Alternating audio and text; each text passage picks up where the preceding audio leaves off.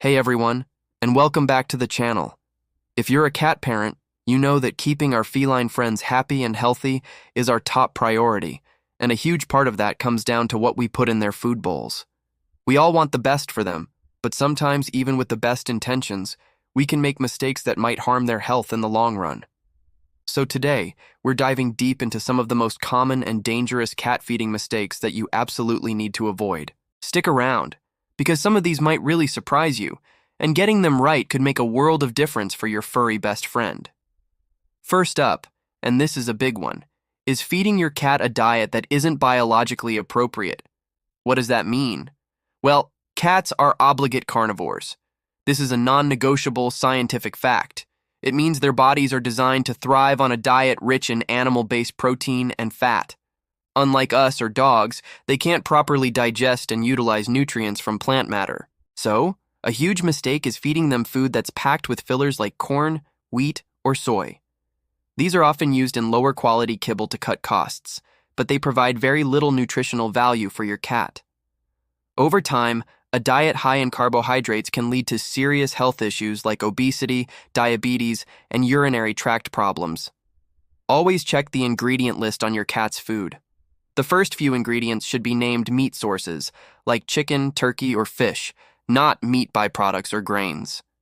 Think of it this way: you're feeding a tiny domestic tiger, not a little cow. Now let's talk about the myth of the constantly full food bowl. This is called free feeding, and while it might seem convenient, it's one of the leading causes of feline obesity. In the wild, cats hunt for their food, eat a small meal, and then rest. They don't have a 24/7 all-you-can-eat buffet. When we leave a mountain of kibble out all day, many cats will graze out of boredom, not hunger. This constant nibbling can easily lead to them consuming far more calories than they need. Obesity in cats isn't just a cosmetic issue. It puts immense strain on their joints, heart, and other organs, significantly shortening their lifespan. Instead of free feeding, switch to scheduled meals. Feed your cat 2 or 3 measured portions a day. This not only controls their calorie intake, but also allows you to monitor their appetite, which is a key indicator of their health. If your cat suddenly stops eating, you'll notice it right away with scheduled meals. On the flip side of overfeeding is underhydrating. This is a sneaky but incredibly dangerous mistake. Domestic cats have a naturally low thirst drive, a trait they inherited from their desert-dwelling ancestors who got most of their moisture from their prey. Dry kibble contains very little water, usually around 10%. So, if a cat is only eating dry food and not drinking enough water to compensate, they are in a constant state of mild dehydration. This is a major contributor to kidney disease and urinary tract issues like crystals and blockages, which can be life-threatening, especially for male cats. The best way to combat this is to incorporate wet food into their diet. Canned food has a much higher moisture content, often around 75–80%, which mimics the natural hydration they'd get from prey. If your cat is a kibble addict, try adding water or a cat-safe bone broth to their dry food. And of course, always have fresh, clean water available. Consider a cat water fountain, as the moving water can entice them to drink more. Next, let's talk about human food. It can be so tempting to share a little tidbit from your plate when those big, pleading eyes are staring up at you. But many human foods are toxic to cats. Onions, garlic, chives, and other members of the allium family can damage their red blood cells and cause anemia. Grapes and raisins can cause acute kidney failure. Chocolate, caffeine, and alcohol are absolute no-goes. Even a seemingly harmless piece of tuna from a can meant for humans is a bad idea. It lacks the proper nutrients a cat needs, like taurine, and can be too high in mercury. A tiny, occasional piece of cooked, unseasoned chicken or fish might be okay as a rare treat, but it should never become a regular part of their diet. Your food is for you, and cat food is for them. It's that simple. Sticking to this rule is the safest bet for their health. Another common mistake is a lack of variety, or on the other extreme, switching foods too abruptly. Feeding your cat the exact same brand and flavor of food for their entire life can sometimes lead to food sensitivities or allergies. It can also make them incredibly picky eaters. Imagine eating the same meal every day for years. Introducing a rotation of different high-quality protein sources can provide a broader range of nutrients and keep them from getting bored. However, when you do introduce a new food, you must do it gradually. A sudden switch can wreak havoc on their digestive system, leading to vomiting or diarrhea. The correct way to transition is to mix a small amount of the new food with their old food and slowly increase the proportion of the new food over a period of 7 to 10 days. This gives their gut bacteria time to adjust, ensuring a smooth and comfortable transition. Let's touch on something crucial: feeding a one-size-fits-all diet. A kitten has vastly different nutritional needs than a senior cat. Kittens are growing rapidly and need more calories, protein, and specific nutrients like DHA for brain and eye development. Feeding them adult cat food can stunt their growth and development.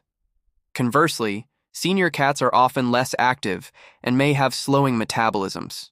They need fewer calories to avoid weight gain, but might require more joint support supplements like glucosamine.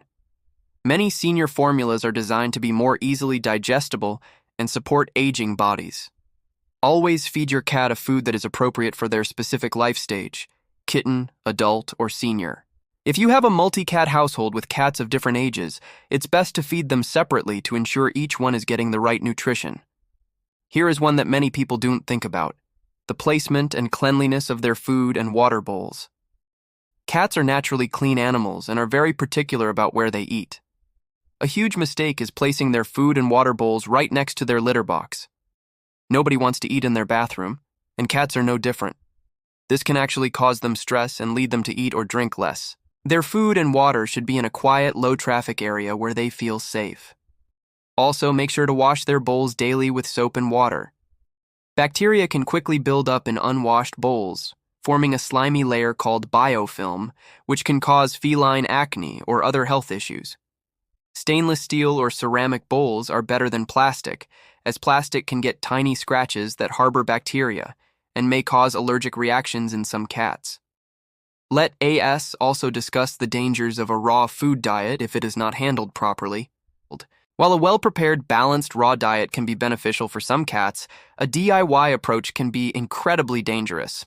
There's a high risk of bacterial contamination from Salmonella or E. coli, which can make both your cat and your family sick.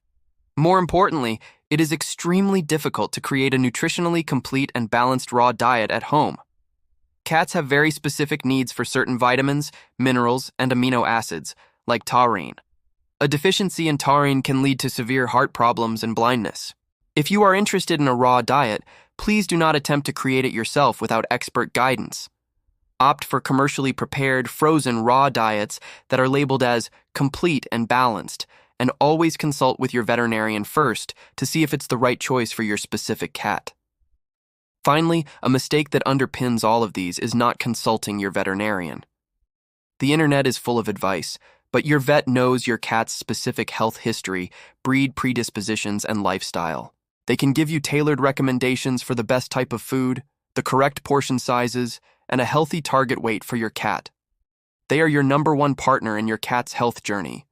Never make drastic changes to your cat's diet without talking to them first, especially if your cat has a pre-existing health condition. Regular checkups are essential for catching potential problems early and ensuring your feeding plan is still on track. So, to recap, feed them a high-protein, low-carb diet. Ditch the free feeding for scheduled meals. Boost their hydration with wet food. Keep human food off the menu. Introduce new foods gradually and rotate proteins. Feed for their specific life stage. Keep their bowls clean and away from the litter box. Be extremely cautious with raw diets, and most importantly, always work with your vet.